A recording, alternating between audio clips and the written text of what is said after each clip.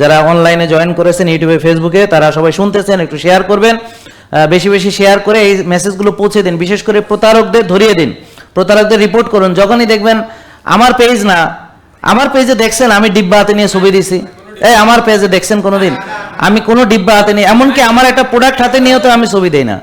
আমার কথা বুঝতে পারছেন?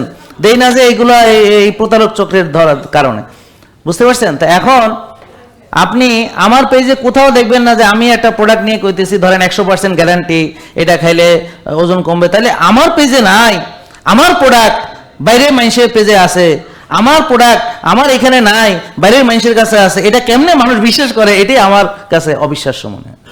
এটা বেশি করে ছড়াতে হবে, বুঝাতে হবে, সচেতনতা তৈরি করতে। আর যাদের ধারণা আমার সাথে 2 মিনিট কথা কইলে ভালো হইব, ভাই আমার সাথে 2 মিনিট না 20 বছর কথা কইলে ভালো হবে না, যতক্ষণ আপনার প্র্যাকটিসের মধ্যে এই জিনিসগুলো না থাকবে।